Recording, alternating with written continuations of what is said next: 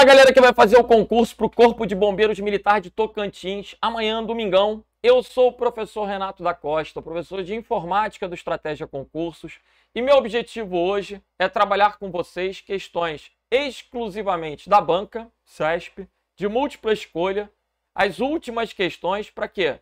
Para a gente poder perceber quais são os assuntos mais propensos, mais cobrados, para a gente poder explorar o tema dessas questões e, quem sabe, predizer algo que possa vir a cair na prova amanhã. Então, vem comigo, galera. Vamos nessa. Vamos embora. Conteúdo programático. O que cai na prova? Windows, Word, Excel, PowerPoint, redes de computadores, internet, navegadores, correio eletrônico, sites de busca e pesquisa, grupos de discussão, redes sociais, computação na nuvem e gerenciamento de arquivos e pastas. Legal. Desse conteúdo, a única coisa que chama atenção é que não cai segurança da informação, né? Mas, de resto, ele é bem completo. Bora. Questões de informática do CESP. Primeira questão. Polícia Civil de Rondônia. O nome da plataforma da Microsoft destinada a desenvolvimento, execução e gerenciamento de aplicativos para a nuvem é? E agora? Se essa questão cai amanhã, tem muita gente que vai perder o pontinho para o CESP, mas quem está aqui na aula vai acertar. Quando nós pensamos em computação na nuvem, como traz o edital, nós temos a oferta de produtos como serviços. Como assim? O objetivo da computação em nuvem foi quebrar esse paradigma, transformando produtos em serviços. Então, no passado, a gente comprava software. A gente ia numa loja comprar o DVD do Office. Agora a gente não compra mais, a gente paga pelo uso, a gente faz uma assinatura e utiliza o Office como um serviço. Utiliza máquinas virtuais como um serviço. Então, a gente tem modelos de serviço. E são 3 modelos de serviço: infraestrutura, plataforma e software. Nós temos 3 modelos de serviço. O software é consumido pelo usuário final. Usuário final. A palavra-chave do software é justamente o consumo. Já a plataforma, ela é consumida pelo desenvolvedor. E ela vai permitir a criação de novos softwares como um serviço. O objetivo da plataforma é construir. E a infraestrutura está associada ao hardware. Está associada à hospedagem das máquinas virtuais, das instâncias. Então, resumindo, tudo que o usuário final usa, Google Drive, OneDrive, Dropbox, Office 365, Canvas, é tudo SaaS. Quem contrata infraestrutura normalmente é uma empresa, é um gestor de TI, é um desenvolvedor, que vai migrar os computadores físicos para a nuvem, o que pode implicar uma redução de custos muito grande. E a plataforma é que vai trazer as ferramentas de desenvolvimento, o que o enunciado coloca. O nome da plataforma da Microsoft é Azure.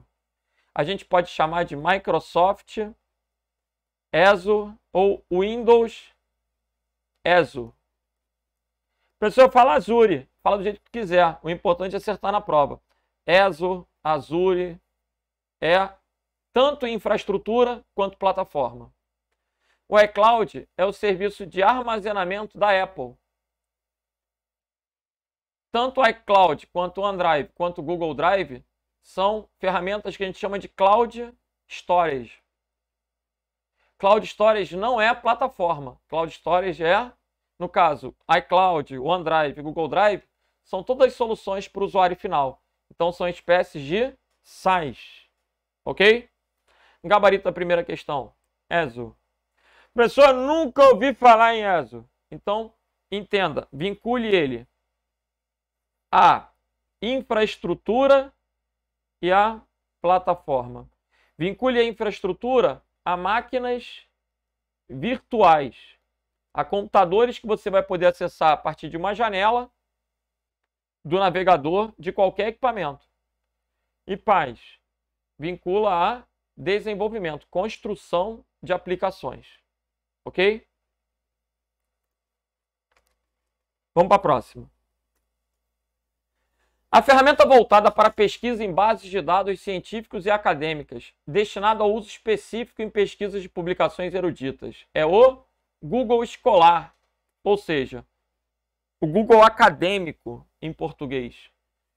O Google ele tem uma série de funcionalidades. Se você quiser pesquisar por artigos científicos, você pode utilizar o Google Acadêmico ou Google Escolar. Olha aí. No Google Acadêmico, eu posso fazer uma pesquisa acerca de um artigo.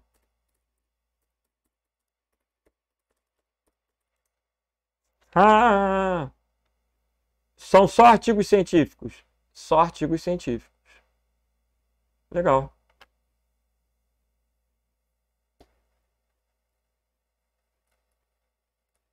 Artigos científicos, teses, dissertações, né, é a intenção do Google Acadêmico. Então, gabarito letra A. O Bing é a ferramenta da Microsoft para busca. O YouTube é uma rede social para difusão de vídeos. E o Facebook é uma rede social muito popular, né? Então, gabarito aí, letra A. Interessante como o edital cobra redes sociais, o YouTube e o Facebook são considerados redes sociais, assim como Twitter, LinkedIn, Instagram. Ok. Gabarito, letra A de alfa. Vamos para a próxima. Uma característica própria dos serviços de armazenamento de dados em nuvem, Cloud Storage, é... E agora? Quando eu contrato um Dropbox, um OneDrive, o Google Drive, qual é a grande vantagem dele? Eu vou poder armazenar na nuvem e acessar de onde? De qualquer lugar. Volta e meia tem um amigo que me pergunta: aí, Renato? Eu falo, pois não. Diz aí a marca de um pendrive bom. Aí eu fico olhando assim, cara, quem é que vai comprar um pendrive hoje? Tu vai comprar um pendrive, vai botar no bolso se tu perder o pendrive. Pendrive, não, pendrive nada. Usa a nuvem. É mais barato, vai ter uma capacidade maior e você vai poder acessar de onde? De onde quiser, com muita segurança. Então, hoje, o Cloud Storage é muito indicado. E a vantagem dele é a garantia de espaço ilimitado? Não. Eu, por exemplo, meu plano tem 1 TB. Se eu quiser aumentar, eu vou pagar um adicional. Eu tenho virtualmente um espaço ilimitado, no sentido de que eu posso contratar quantos teras eu quiser. Mas eu vou pagar efetivamente pelo uso. E não é isso que vai caracterizar a nuvem. A execução de aplicações remotas? Não. Garantia de gratuidade? De jeito nenhum. A nuvem pode ser paga, os serviços podem ser pagos. Assim como também podem ser gratuitos ou gratuitos até um ponto e pagos a partir daquele ponto. A resposta dessa questão é a mobilidade, que é o amplo acesso a serviços da rede. Você vai poder acessar de qualquer equipamento, basta ter uma conexão com a internet e um navegador. Então, gabarito letra D de delta. E nuvem é um assunto que cai bastante no CESP, então vocês precisam ter domínio desse tema. Vamos para a próxima. Em relação aos serviços da computação em nuvem, as suítes de escritório, como o Office 365, que podem rodar diretamente a partir do navegador, você não precisa instalar o programa na máquina, você pode acessar online. São exemplos de tudo que é voltado para o usuário final é SaaS. O que é SaaS? Software as a Service, software como um serviço. Gabarito, letra E. Observem que na letra D ele traz o Azure. O Azure é para quê? Ferramentas de desenvolvimento. O Azure é uma plataforma, ok? O Azure é uma infraestrutura. Ele é tanto infraestrutura quanto plataforma. Então, gabarito aí, letra E. Tudo que é voltado para o usuário final é SaaS. Próxima questão. Bora! Um endereço web é composto por uma sequência de nomes que caracterizam protocolo, serviço, domínio e arquivo. Como é a sintaxe? Protocolo, dois pontos, barra, barra, domínio. O que ele chamou de serviço aqui seria o www, que seria a web pública propriamente dita, né? O World Wide Web. O domínio e o arquivo acessado, aula.pdf, que a gente pode chamar de caminho. A esse endereço, que é um endereço da camada de aplicação, um endereço facilmente compreendido pelo ser humano, esse endereço é chamado de URL. É um endereço eletrônico, gabarito letra D, ok? Pode vir na prova como endereço eletrônico, endereço virtual, endereço de uma página, URL, letra D de delta. Professor, o que é o HTTP na letra A? O HTTP é apenas um dos protocolos que podem vir no lugar do protocolo. Pode ser o HTTP, pode ser o HTTPS, dentre outros, depende do serviço. TCP/IP é o protocolo padrão da internet. www é o serviço da web, serviço de páginas. E domínio é o nome dado a um conjunto de computadores em uma rede. Domínio é o nome dado ao servidor web de uma empresa, né? Domínio é o nome dado ao servidor de correio de uma empresa. Então, domínio pode ser, por exemplo, estratégia.com. Pode ser, por exemplo, cbm.ro.gov.br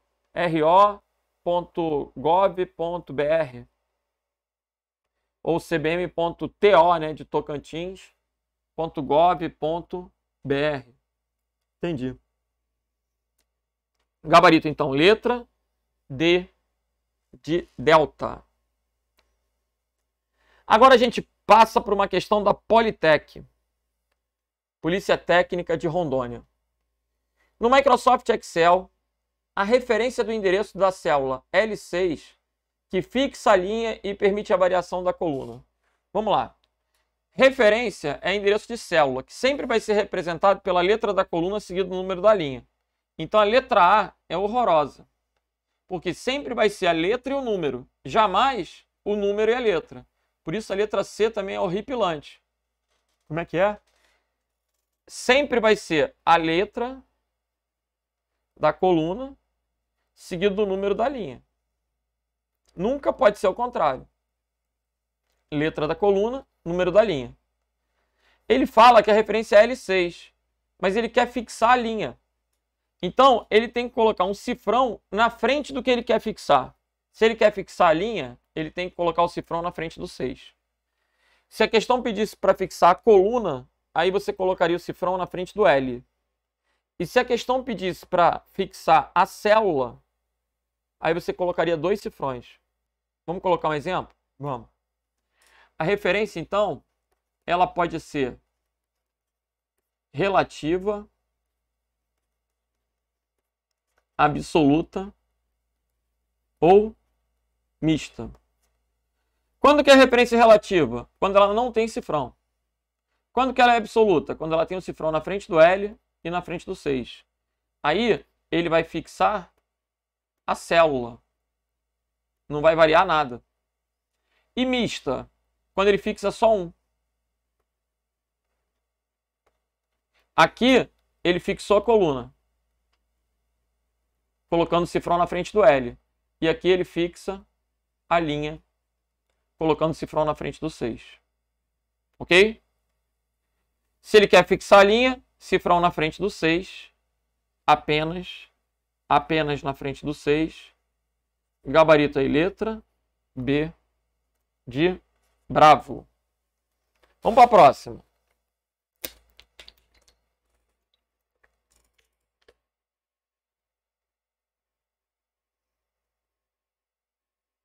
É outra?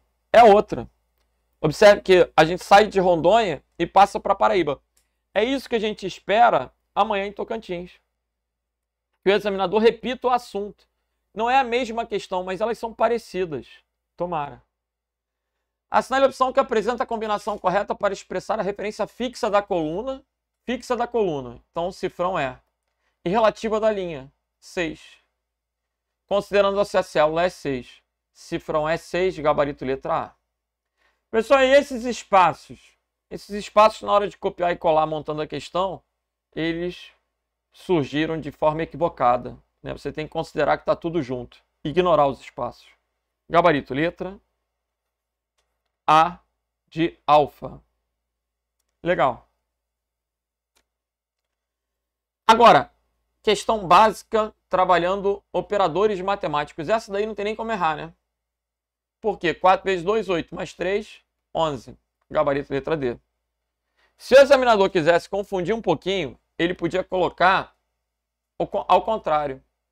Né? Se ele coloca 2 mais 3 vezes 4, ele torna a questão mais difícil. Observem que aqui é outra questão. Outra. Né? Se eu coloco isso aqui, qual vai ser o resultado? Fala para mim. Eu tenho adição e multiplicação. Eu tenho que fazer primeiro a multiplicação. Então vai ficar 2 mais 12. 2 mais 12, 14. Ok? Sempre que eu tiver uma expressão com vários operadores, eu vou fazer primeiro o que tiver dentro dos parênteses, depois a porcentagem, depois a exponenciação, em seguida a multiplicação e divisão, e por último é que eu vou somar ou subtrair com adição ou subtração. Ok? Legal. Vamos para a próxima. Estamos batendo muitas questões. No Excel, para auxiliar no realce de regras de células, destacando, por exemplo, a formatação, barras de dados, escalas de cor. O que é isso? É um recurso chamado formatação condicional. Formatação condicional, gabarito letra A. Deixa eu explicar. Vou entrar no Excel.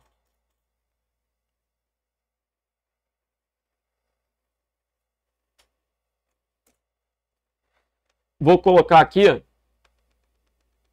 nomes e salários. Renato, Adriana, Bruno, Rosenval, Wagner e Diego. Pronto. Renato, 1.800. Adriana, 30.000. 3.000. Bruno, 13.000. Rosenval, bota lá um montão. Como é que é? Bota 10.000. Pronto, 12.000. Wagner, 5.000. São números fictícios, obviamente, né? 1.300. Aí eu selecionei esses nomes e esses números. Eu venho aqui em formatação condicional. Eu posso colocar regras de realce. É o que o enunciado coloca, escalas de cor. Olha aí. O que ele está fazendo aqui? Ó? Ele está colocando escalas de cor. Quanto maior o número, está mais próximo do vermelho. Percebem? Olha aí, escalas de cor. Aqui eu mudei um pouco a escala. Tem diferentes escalas de cor. Essa aqui eu gostei. E aí se eu colocar aqui, tipo, 12.000, não, 11.500, vai tender ao verde. Ó. Se eu colocar aqui 2.000, vai tender ao vermelho. Estou entendendo. Se colocar aqui 8.000, qual é a cor que está entre eles? Um verde claro. Assim eu tenho uma escala de cor. Agora, eu poderia determinar o seguinte. Quem ganha menos de 10.000 fica com a cor vermelha. Então eu venho aqui em formatação condicional e estabeleço uma regra. Um se mas não é com fórmula. Ó, se é menor do que 10.000, então eu vou colocar com a cor vermelha. Interessante. Se o Renato passar a ganhar 13.000, ele deixa de ficar vermelho. Se o Bruno passar a ganhar 2.000, ele vai ficar vermelho. Então eu tenho regras de formatação condicional. Observe que eu não utilizei fórmulas. Eu utilizei o comando formatação condicional contido na guia página inicial. Gabarito, então, letra A de alfa. Próxima questão. Um serviço de armazenamento de dados em nuvem que armazena arquivos gerais diversos dos usuários de servidores online é o Dropbox, o Google Drive e o OneDrive. São os mais populares. Pessoal, o que é o Office 365? Word, Excel, PowerPoint, Outlook, OneNote. Ferramentas de produtividade online. O que é o Canva? É uma ferramenta da nuvem para criar capas para o YouTube, posts, stories, ilustrações, convites, cartazes. Entendi. Para trabalhar com arte. Mas para armazenar arquivos, Dropbox, Google Drive, OneDrive, são exemplos de SaaS, software como um serviço.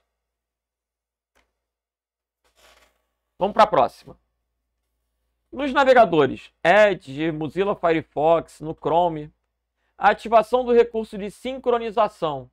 O que faz a sincronização? Observem comigo aqui. Eu entrei no Edge, que é o navegador da Microsoft.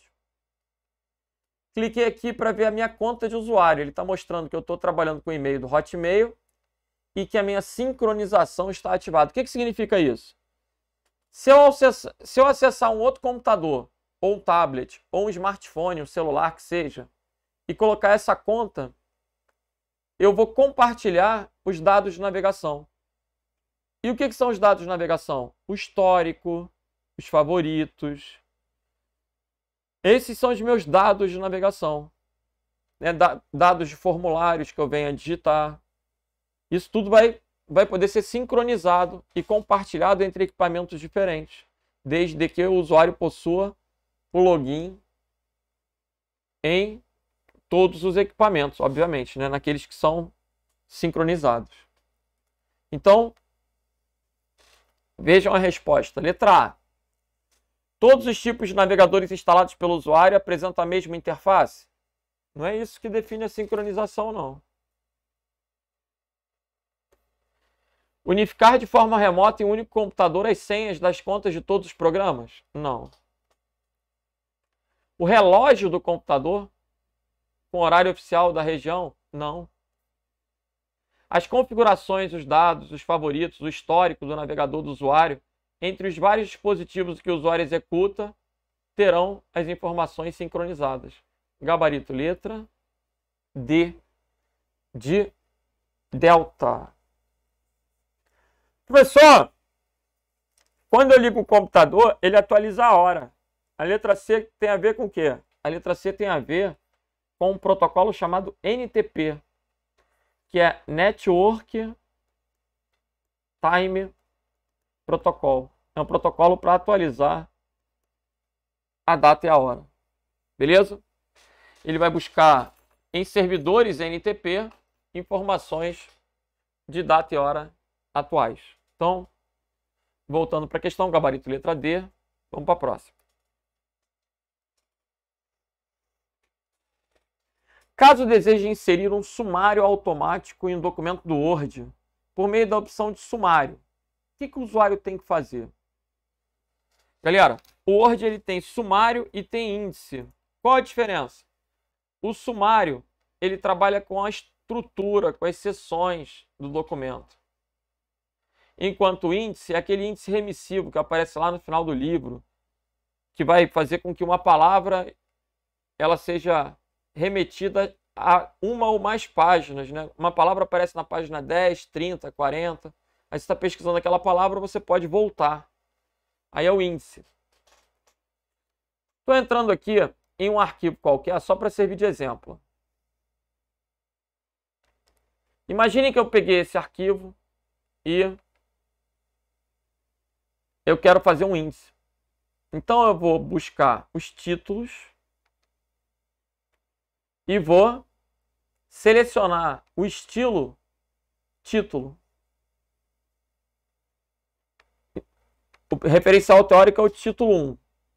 Da origem aqui é o título 2. E assim eu vou procurar.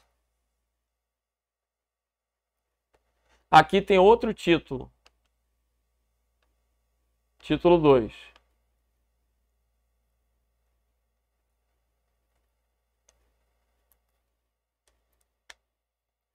Aí, estou procurando.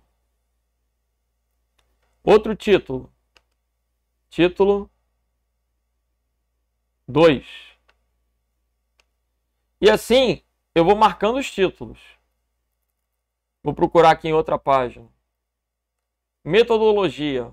Título 1. Quando eu tiver selecionado todos os títulos e aplicado o estilo correspondente, eu posso ir lá no início, onde eu quero, e colocar o sumário. Como é que eu vou fazer o sumário? Olha que interessante. Eu vou clicar só aqui em referência, sumário, e vou clicar na aparência que eu quero ter para o sumário. E aí ele fez aquele sumáriozinho para mim, com a numeração das páginas, com tudo direitinho. Olha aí. E o que é interessante aqui? Se porventura a informação mudar de página, você pode atualizar o sumário de boa. Olha aí. Professor, antes estava aparecendo tudo um. É porque no layout da web só tem uma página. Quando eu joguei para o layout de impressão, aí ele, atualizando, mostra corretamente que cada título está em uma página diferente, que é normal. São as seções do meu documento, são as estruturas do meu documento. Eu criei o sumário rapidamente, utilizando o recurso de estilos. Então, caso deseje inserir um sumário automático no documento do Word, por meio da opção de sumário, que está lá na guia Referências,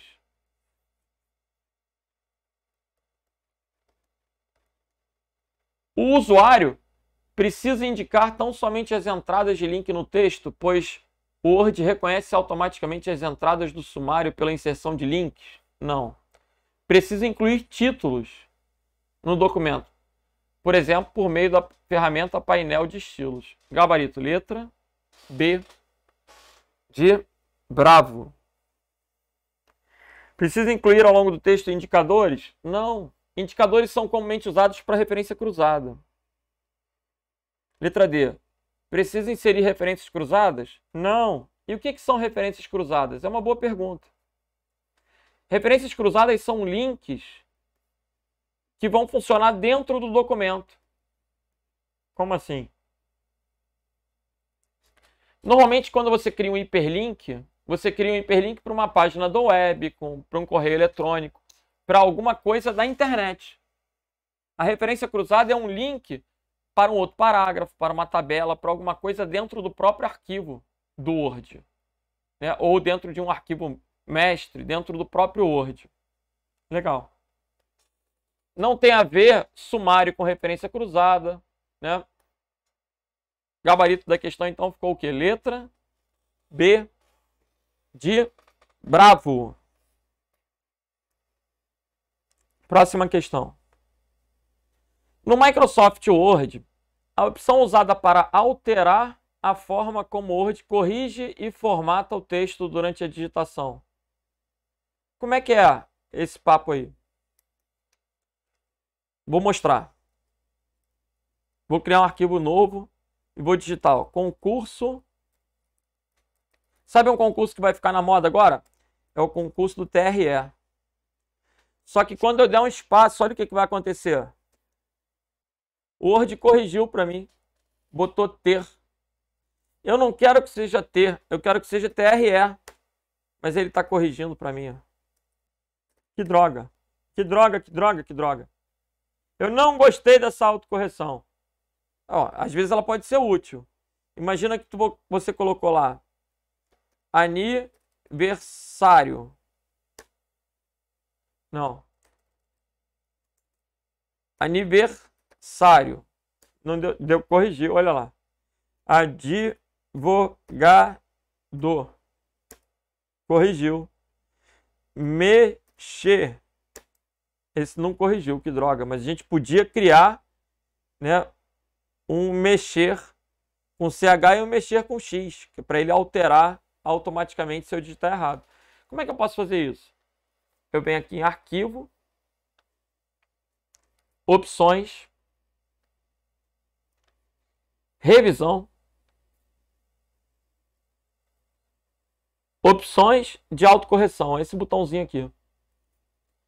Aqui a gente tem todas as entradas e as substituições. Então eu posso colocar aqui, mexer com CH, vira mexer com X. E adiciono. Dessa forma,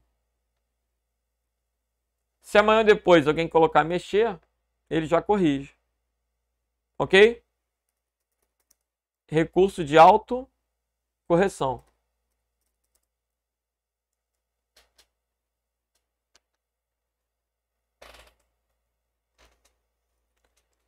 Voltando para a questão. Autocorreção, gabarito, letra, D de delta. Isso está lá em Arquivo, Opções. Próximo. No Word, para editar as páginas, separando-as, mas mantendo-se a mesma formatação. Isso é um detalhe importante. Usa-se qual opção? Primeira coisa que vocês têm que entender é que existem todas essas quebras. Existe quebra de seção, existe quebra de página, quebra de coluna, quebra de seção contínua, de próxima página, de página par, de página ímpar. Existem diferentes tipos de quebra. A mais simples de mostrar é a quebra de página mesmo. Aqui eu quero colocar o concurso do TRE. Tá. Essa é a capa do meu material. Agora eu quero começar a digitar na linha de baixo. Ou melhor, na página de baixo. Vocês acreditam que ainda hoje, em 2023, tem gente que para mudar de página, né? Acabei a capa, não quero começar a trabalhar na capa, vou começar na outra página. Tem gente que fica fazendo isso. Enter, enter, enter, enter, enter, enter. Gente, é horroroso dar um monte de enter para mudar de página. Olha que tristeza. Por que que é horroroso? Porque aí tu digita alguma coisa, aí amanhã ou depois você vai lá na margem, modifica a margem, modifica o tamanho do papel. O que que vai acontecer? Vai bagunçar tudo. Caramba! Olha o que que aconteceu. Aí a pessoa vai ter que voltar e ficar corrigindo isso. Ah, dá mais enter. Dá mais enter. Até descer, olha lá. Caramba, dá mais enter. Enter, enter, enter, enter, enter. Aí depois tu muda o tamanho do papel de novo. Aí ele sobe. Que droga. Isso é horroroso. Qual seria a maneira correta? Acabou a capa. Independente de qualquer modificação de margem, tamanho de papel, você deve inserir uma quebra de página. Como? Pode ser Ctrl Enter. Ou você vem aqui em Layout, quebras, ó, quebra de página. Aí ele, independente de qualquer coisa, esse texto agora vai começar numa página em branco. Então, esse é o gabarito da questão. Quebra de página.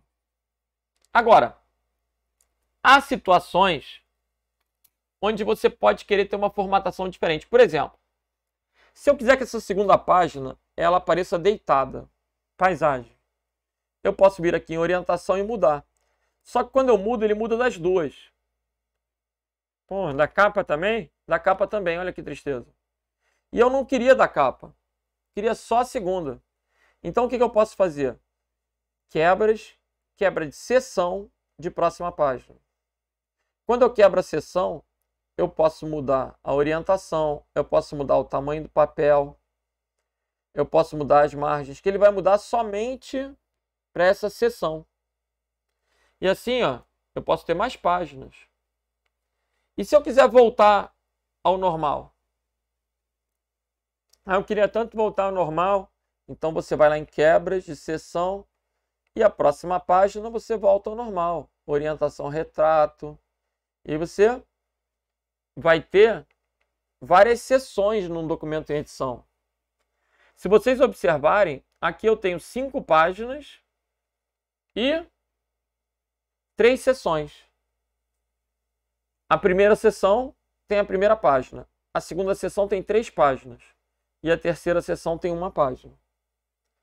Professor, mas a terceira não é igual à primeira? Ainda que sejam iguais, são pedaços diferentes. A seção é um pedaço. Então, toda seção tem páginas adjacentes.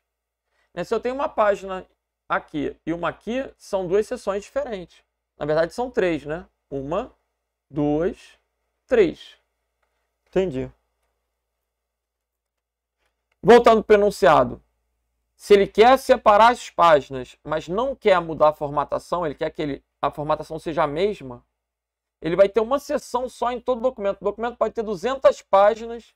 Se você nunca quebrou seção, por padrão ele vai ter uma seção. Então, seção não tem a ver com página. Eu posso ter várias seções numa página ou várias páginas em uma seção. Gabarito aí, letra B. E o atalho? Ctrl Enter. Ctrl Enter é o atalho para quebra de página. Ok? Letra B de bravo. Vamos para a próxima? Bora.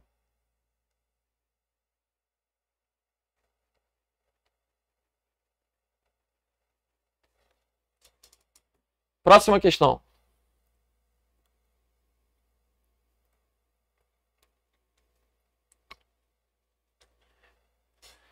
No Microsoft Word, ao se revisar um texto, a opção que deve ser habilitada na aba Revisão para que sejam realçadas as marcas de alteração no texto é o controle de alterações. Ou assuntozinho também para despencar em prova hoje em dia. Olha só. Vamos pegar aqui um outro arquivo. Imaginem que um aluno me mandou um TCC, um artigo, uma dissertação, alguma coisa para eu revisar. Ah, é meu orientando. Imagina aí. Aí, eu pego aquele artigo e estou revisando ele. Esse artigo, a pessoa já me mandou com o controle de alterações ativado. Com esse controle de alterações ativado, com esse botão pressionado, qualquer coisa que eu apague no texto vai ficar taxada. O que é taxado? É com essa linha no meio. Se eu selecionar um trecho de texto e mandar um delete, ele não exclui imediatamente. Ele deixa assim. E se eu coloco alguma coisa, colocando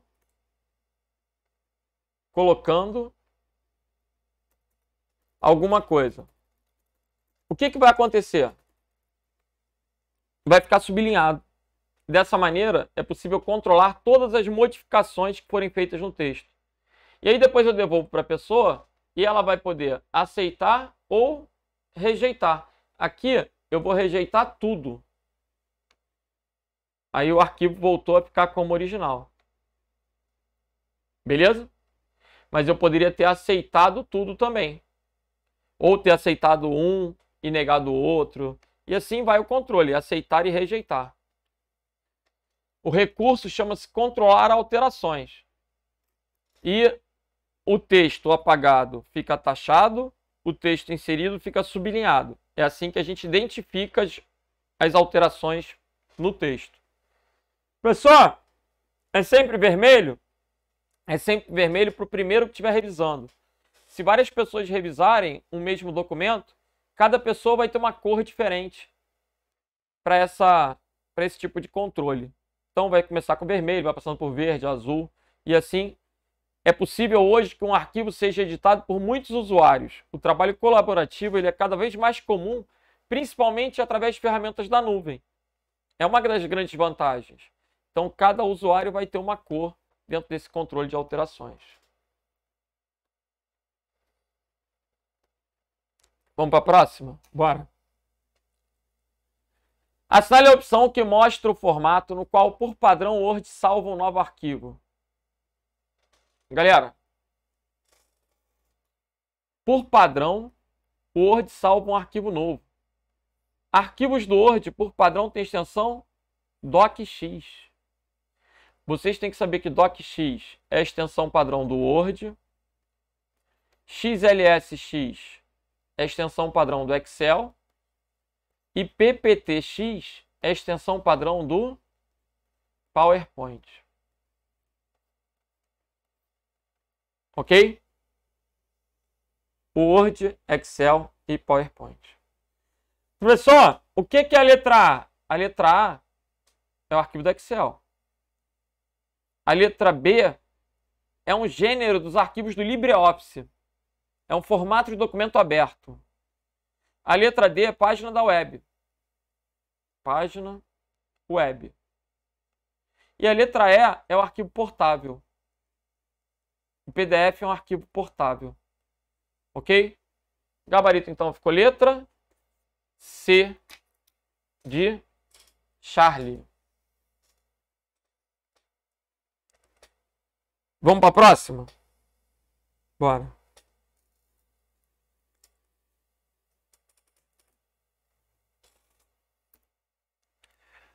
No Microsoft Word, o botão... Que botãozinho é esse aí, pessoal? É o botão sublinhado? Não! O botão sublinhado é um S com uma linhazinha embaixo.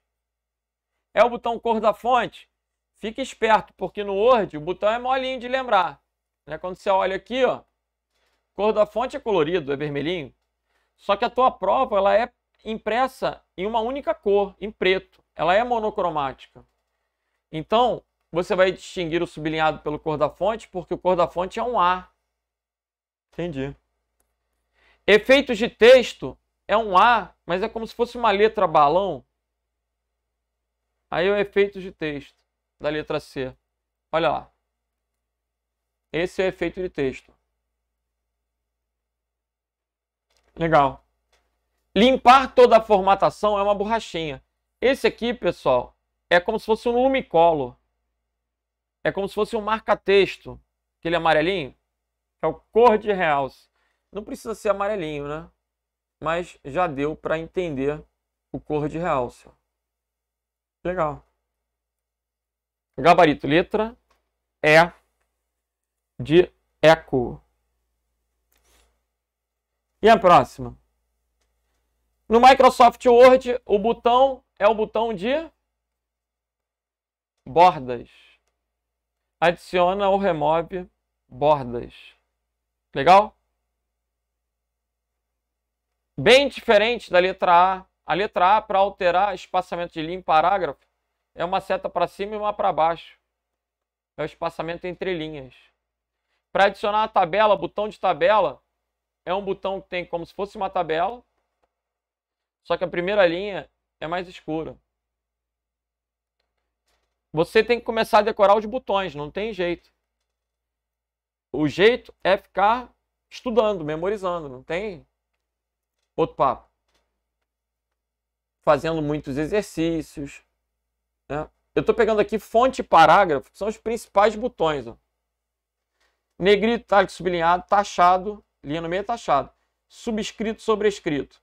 Aumentar fonte, diminuir fonte, maiúsculas e minúsculas, limpar formatação, olha a borrachinha. Efeitos de texto, tipografia, cor de realce, cor da fonte. Marcadores, numeração, lista de vários níveis, muito propenso a cair. Ó. Lista de vários níveis. Diminuir recuo, aumentar recuo. Esquerda centralizado, direita justificado, espaçamento entre linhas. Sombreamento, borda, classificar e mostrar tudo. São os botões de fonte e parágrafo.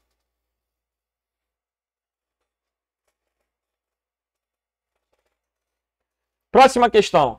Agora já é para levantar a autoestima, aquela questão para te deixar mais feliz. No Word, a orientação da página é um recurso de configuração de página adequado para permitir a alternância entre os modos retrato e paisagem. Gabarito, letra E. Lembrando, retrato é a folha em pé e paisagem é a folha deitada. Retrato é em pé, paisagem é deitado. Gabarito, letra E. Próxima. No explorador de arquivos do Windows, a opção que permite disponibilizar um arquivo na nuvem, para isso o usuário tem que estar trabalhando, por exemplo, com OneDrive. Quando você cria uma conta na Microsoft e faz o login no Windows com a conta da Microsoft, automaticamente ele já vincula ao seu OneDrive. E aí você vai poder armazenar arquivos direto na nuvem. Para poder compartilhar através do endereço de e-mail do destinatário ou enviando o link, o gabarito já é a letra B, né? Você vai poder compartilhar. Então, olha comigo. Vou abrir o explorador de arquivos.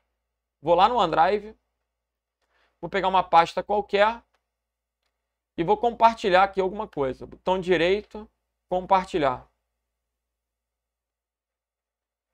Mais, compartilhar. Aí ele permite que eu especifique o endereço das pessoas, o e-mail, ou que eu copie o link para mandar para alguém. Eu posso determinar a data de validade desse compartilhamento, eu posso definir uma senha, e eu também posso definir o que eu quero fazer. Se eu quero liberar apenas para edição, ou se eu quero liberar apenas para leitura, de modo que não seja possível fazer alterações. Eu vou compartilhar e vou decidir dentre essas funcionalidades. Beleza. O gabarito, então, ficou letra B de bravo. Próximo. No navegador Google Chrome é possível ter acesso aos endereços das páginas visitadas pelo usuário.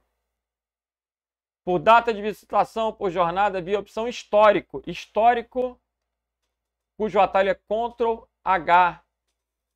Lembre que o gerenciador de downloads pode ser acessado com Ctrl+J. Que limpar dados de navegação é o Ctrl+Shift+Delete. E lembre também que bookmarks é a mesma coisa que favoritos. Assim como, pessoal, eu não posso me furtar de comentar que a navegação in private, que é um assunto muito propenso a cair, é aquela navegação que não deixa rastros na máquina do usuário.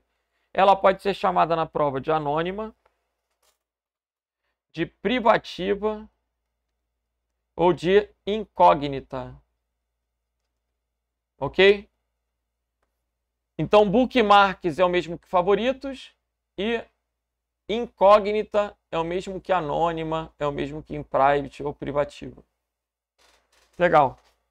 Gabarito, letra C, D, D de delta, né? Histórico. Beleza. Agora uma questão sobre o Google, ferramenta de busca. Em uma pesquisa avançada utilizando-se o site Google, para se recuperar conteúdos que contêm exatamente o mesmo termo escrito na pesquisa, exatamente o mesmo termo, o que a gente vai fazer? Colocar entre aspas. As aspas delimitam uma expressão exata. Então, se eu coloco aqui, por exemplo, entre aspas, se eu colocar Renato da Costa, ele não vai encontrar, presta atenção, ele não vai encontrar Renato Costa. Ele só vai encontrar se tiver exatamente Renato da Costa. Essa é a ideia das aspas. Se eu não coloco aspas, pode ser Renato da Silva e José da Costa. Pode ser Renato dos Santos e Antônio da Costa. Aí pode ser Renato dos Santos está com dor nas costas. Vai ser resultado. Se não tiver aspas. Com as aspas eu restringo a expressão exata. O asterisco é um coringa. Se eu coloco dentro das aspas lá, tipo, maior concurso, asterisco do país. O que ele pode procurar? Maior concurso público do país, maior concurso de carros do país, maior concurso de motos velhas do país. Aqui vai poder entrar qualquer coisa, desde que comece com o maior concurso e tenha depois do país.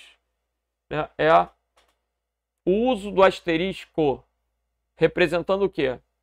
0 ou mais caracteres. Maior concurso do país, maior concurso de motos do país, de carros do país, concurso público do país, qualquer coisa. O asterisco vai entrar no lugar de qualquer coisa. Entitle, quando usado com 2 pontos e uma palavra, por exemplo, entitle Renato, vai procurar Renato apenas no título da página. Legal essa.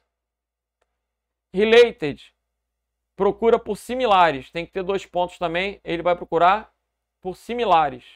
Então você coloca aqui, related, 2 pontos, estratégia. Ele vai procurar similares ao estratégia. Talvez ele jogue um CESP, talvez ele jogue um concorrente. Ok. E o OR, com letra maiúscula, é o operador booleano OR, que pode ser usado no Google. Se você procura, por exemplo, Renato OR Rosenval, ele vai procurar, como no raciocínio lógico, ou o Renato, ou o Rosenval, ou ambos. Ele vai mostrar as páginas classificadas aí pela quantidade de acessos, pelo que o Google considera que é melhor para acertar aquilo que você quer. Páginas contendo ou Renato, ou Rosenval, ou ambos. Não é um ou exclusivo. Beleza?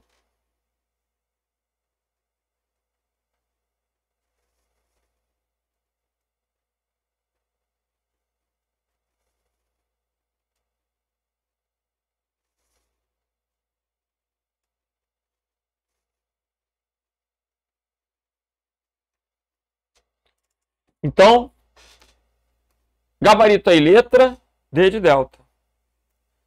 E agora, vamos para a nossa última questão dessa revisão de véspera. Vamos embora. No Microsoft Outlook, caso o usuário receba uma mensagem enviada para ele com cópia CC para outros 2 destinatários e proceda o comando responder, no Outlook, caso o usuário receba uma mensagem enviada para ele com cópia CC, foi enviada para ele com cópia CC para outros 2. E ele clica em responder. Se ele responde, vai só para o remetente. Gabarito, letra C de Charlie. Qual é a lógica aqui, pessoal? A gente tem o D, o para, o CC e o CCO, que é igual a BCC. CCO representa cópia carbono oculta. Tem gente que não consegue nem entender para que existe com cópia carbono oculta.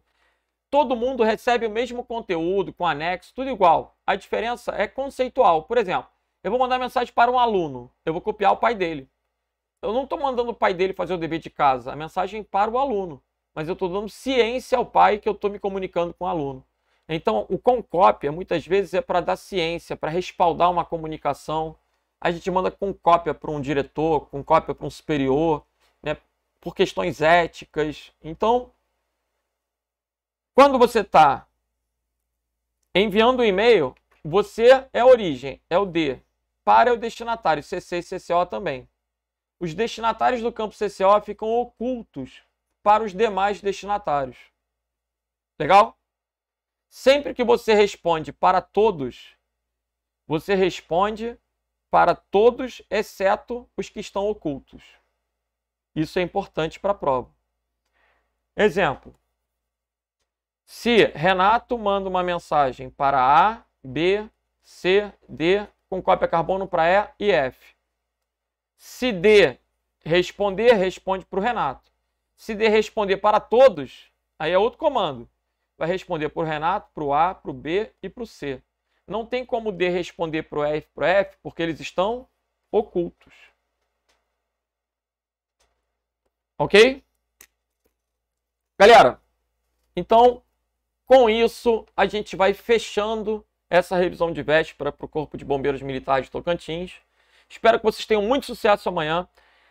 Acabou a prova? Já parte para o canal do YouTube. Eu e toda a equipe do Estratégias vamos ficar ansiosos aí para pegar a prova e poder realizar aquela correção e passar para vocês um gabarito extraoficial em primeira mão, beleza? Então, amanhã eu desejo a todos muito sucesso, uma boa sorte, calma, tranquilidade para poder resolver aí com bastante atenção. E acabando a prova, a gente está junto aqui para correção. Um grande abraço, fiquem com Deus e sucesso! Valeu!